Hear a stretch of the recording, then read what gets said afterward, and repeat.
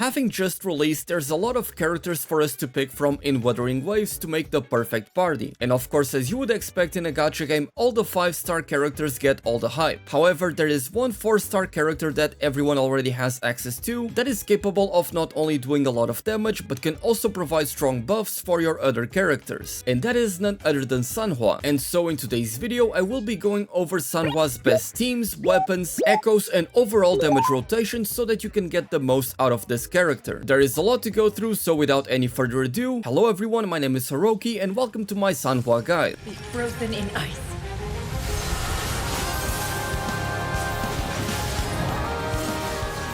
And let's start by taking a look at Sanhua's stats. And honestly, she doesn't have very impressive stats when compared to other characters in the game, especially the 5-star characters, but that is not exactly what makes Sanhua such a valuable character. So let's now go over all of her skills and core mechanics. Starting of course with the basic attack, where Sanhua performs up to 5 consecutive attacks, with her heavy attack being a charged attack that can deal a little bit more damage and also push back the enemies. Now Sanhua's resonance skill creates this ice prism on the ground and deals heavy cryo damage, and finally Sanhua's resonance liberation deals a lot of glacial damage and creates one glacier,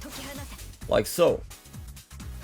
But now we need to go over Sanhua's Forte circuit because it is very important. Clarity of Mind is this big wall of text, but it's actually very simple. So as you can see, when I hold my charged attack with Sanhua, there's going to be a cursor on my gauge that keeps going up and down. And if I let go of the charged attack the moment that it connects with the blue stripes, that is going to perform a special attack. Additionally, whenever you perform a basic attack combo and you hit the final hit, you're going to increase that gauge. Whenever you use a skill, you're going to increase that gauge even further. And whenever you use an intro skill or even your ultimate, you're also going to increase your gauge even further, with your ultimate giving you 2 stacks as opposed to just 1 that you get from every other source. These are called clarity stacks, and so when you use Sanhua's skill and then use her charged attack and time it perfectly, you're going to actually end up bursting and detonating that ice glacier that you have created to deal more damage. And the same thing goes of course to her resonation liberation, that is her ultimate. You'll be bursting all of that ice spikes that you have created to deal more damage. And so when we will get to Sanhua's optimal damage rotation, it's actually going to be key that you optimize her Forte circuit to deal as much damage as possible. Now as for Sanhua's intro skill, it's actually quite simple. It deals some heavy glacial damage, and Sanhua creates one ice thorn that she can then detonate with her heavy attack. And again, whenever she uses her intro skill, she is already going to gain 1 stack of clarity. Now as for Sanhua's outro skill, this is quite possibly the main reason why you would want to have Sanhua on your party. Whenever you swap Sanhua out and use her outro skill, the next character is going to gain 38% basic attack damage deepen for 14 seconds, as essentially just resistance penetration in the same way that it works in Genshin Impact or Honkai Star Rail. And currently in Wuthering waves, there's not a whole lot of characters that can provide damage deepen to other allies, and so having a character that can not only regen a lot of energy very quickly and dish out a very competitive amount of damage, all the while significantly increasing her allies' basic attack damage for 14 seconds, are some of the puzzle pieces that come together and help make Sanhua such a powerful character that I really do believe is underrated. However, that is not all, as we have yet to talk about Sanhua's passive skills. Starting with Condensation, which is a very simple damage increase to Sanhua's resonance skill, increasing its damage by 20% for 8 seconds after using her intro skill, so that is essentially always going to be active. So quite simply, you just end up doing 20% more damage with your skill every single time. As for her second inherent skill, Avalanche is going to increase the damage dealt by Sanhua's Forte circuit Ice Burst, that is the heavy attack that detonates all of the ice spikes, by 20% for 8 seconds after casting her basic attack 5. That is the final hit of her basic attack combo. Now personally, I don't like this inherent skill very much because Sanhua's basic attacks don't deal a lot of damage. She of course doesn't take advantage of her own outro skill, and given how fast you are able to build up energy as Sanhua, more often than not you'll be able to build up your outro skill very easily without even doing a single basic attack, and spending additional time as Sanhua to build up the avalanche damage that is going to increase your ice burst by 20% is something that I don't really love, so this is essentially just going to result in you dealing more damage as Sanhua if you ever go for a basic attack combo. Now before we talk about Sanhua's best weapons as well as her optimized damage rotations, let's go over some of her best echoes. Now because Sanhua is essentially going to take the role of a sub DPS, she's going to benefit a lot from echoes that are going going to boost the damage of an ally that is going to come after she uses her outro skill. And so her best set is going to be the Moonlit Clouds, which are not only going to give Sanhua an additional 10% energy regen, and so the Moonlit Clouds is by far the best set for Sanhua. And as for your actual echo distribution, you're going to want to go with 1 4-cost echo, 2 3-cost echoes, and 2 1-cost echoes to max out your full potential. Now for your main stat, because the 4-cost echoes cannot roll with energy regen, the ideal stats that you want to look for are critical hit rate and critical damage, as obviously they are going to result in you dealing more damage. And then for your 3-cost echoes, ideally they would come with energy regen as their main stat, though sadly mine don't have that right now, so they will be replaced soon. And for your 1-cost echoes, you would be prioritizing attack percentage to deal as much damage as possible. And of course for my 4-cost echo, I'm using the Heron. Now the Impermanence Heron is actually a very powerful echo for a couple of reasons. For one, if you hold down the button,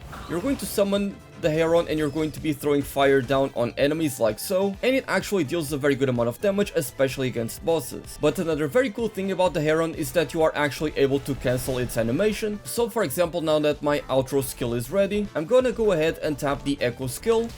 and that's going to summon the bird, and I'm able to swap to Calcharo, and the bird is going to do its attack animation. And so if you time it right, you are essentially able to be hitting the enemy with 2 characters at the same time. So you should always try to use echoes that come with that animation cancelling, and this one is one of the easiest. And let's now take a look at Sanhua's optimal damage rotation. We're going to be using Thundery Memphis here as a bit of a training dummy. So at the start of combat, you're going to start off by using your ultimate like so, going to a charged attack to detonate, skill into a charged attack to detonate once again.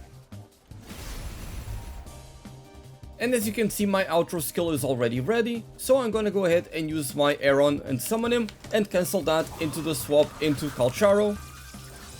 And I'll go into the ultimate to deal as much damage as possible, since I have that attack buff that I'm getting from Sanhua. And then of course, when it's not your first rotation, and when you do your intro skill, you're going to be able to immediately go into your charged attack, and again, back into the ultimate, charged attack, skill, and then charged attack. Use the Aeron and swap back to Calcharo to deal damage, like so. It's very simple and fast rotation that again allows you to dish out a lot of damage and still provide a lot of value to your entire party. That being said, let's now go over Sanhua's best weapons. Now by far the best option for Sanhua is going to undoubtedly be the Emerald of Genesis, the 5-star sword that you're able to get from the weapon banner, as not only does it come with the highest attack stat possible out of all of the swords in the game, it also comes with critical hit rate going up to 24.3% as a main stat, so that is of course going to allow you to deal more damage as Sanhua. Additionally, the Emerald of Genesis will increase your base energy regen by 12.8%, and especially as a sub DPS that wants to get the cooldowns off and swap back to the main DPS, having additional energy regen is going to be very important. And on top of that, whenever you use your resonance skill, this sword is going to increase your attack by 6%, stacking up to 2 times for a total of 12% that would last for 10 seconds. Now because of the way that you're going to be playing Sanhua with her optimal damage rotation, you're not really going to take a lot of advantage of that additional attack increase, because more often than not, you're not going to be using your, and even if you are going to use 2 skills, you're not going to be on field for 10 seconds to take advantage of the entire duration of that attack buff. That being said, if you're not summoning for the weapon banner, there are still some very powerful alternatives. Now the next recommended sword is going to be the Commando of Conviction, a 4-star gacha sword that is going to increase your attack by 15%, lasting for 15 seconds whenever your intro skill is released. Additionally, this weapon has a very good amount of base attack, and it comes with 30% attack increase as well. And because you're not going to be spending a ton of time as Sanhua on field, and you get this attack buff as soon as you change to Sanhua, you're essentially just gaining a 15% attack increase over the entire duration of your optimal damage rotation, and this is going to be more than a viable option for you, especially if you get multiple copies of it, as you would be able to increase your attack buff and get much closer to the efficiency of the 5-star sword. The next weapon is yet another 4-star sword from the gacha that is called the Lunar Cutter, and this one has a very interesting effect. Whenever Sanhua gets on the field with this weapon, she's going to gain 6 stacks of oath, with each of these stacks increasing your attack by 2% up up to 6 stacks, with each stack increasing your attack by 2% up to 6 stacks, totaling of course in a 12% attack increase. However, every 2 seconds that passes you're going to be losing one of those stacks, and so your attack percent buff is going to be reduced, although you are able to refresh those 6 stacks by defeating an enemy, and the overall time that she spends on the battlefield is going to be so short. She is going to make very good use of this buff, and you may be able to get off all of your cooldowns before the buff reduces to 0, and you being able to gain additional stacks by defeating an enemy actually comes in very handy in the Tower of Adversity, where sometimes it's not as beneficial to use the optimal rotation to clear the floors as quickly as possible, and so you may be able to defeat a smaller enemy, and that will refresh your stacks duration, giving you more attack, and that is of course going to result in Sanhua dealing more damage. Overall, this weapon is ultimately, in my opinion, a worse version of the Commando of Conviction, but it is still capable of doing a lot of damage and serving Sanhua very well as a sub DPS, and again, especially if you are able to get multiple copies of this weapon. Now the next weapon is going to be the 4-star sword Lumen Gloss that you get from the battle pass. This one comes with a lower base attack stat and also provides a weaker attack percentage buff, so on raw stats alone it is a worse weapon than the 4 stars that we have taken a look at. Additionally, this weapon's effect isn't really going to help out Sanhua a whole lot, as it is going to increase Sanhua's basic attack damage and heavy attack damage by 20% whenever she uses her resonance skill, with the effect lasting for 10 seconds and can only be triggered once every 1 second. This weapon effect is very powerful for main DPS characters that like to stay on field for a long time. However, that is not the case for Sanhua, and again, because of her rotation, by the time that you use her resonance skill, you have already used most of her kit, so there is going to be a huge DPS loss by using this weapon compared to the other 4-star alternatives. And my final recommended weapon is going to be the 3-star Sword of Night that actually comes with a fantastic effect for this type of character, as it is quite simply going to increase Sanhua's attack by 16% lasting for 10 seconds after her intro skill is used. Now, because this is a 3-star weapon, of course the main stats are going to be much lower compared to all of the other weapons on the list, but that being said, you are going to be able to refine this weapon and get 5 copies of it very quickly, and that is actually going to put this weapon at nearly the same power level of efficiency as the sword that you are able to select from the battle pass. So if you don't have any better alternatives and you are a free-to-play player, this is going to be a good weapon for her. But now let's go over Sanhua's ideal team compositions. Again, Sanhua is going to take on the role of a sub DPS, so you are of course going to want to have a main DPS, and so there are a couple different options. You could go with Calcharo, for example, or even Encore, which are all going to work very well with Sanhua, as she is going to boost the damage that they deal with their basic attacks, as well as increasing their overall attack.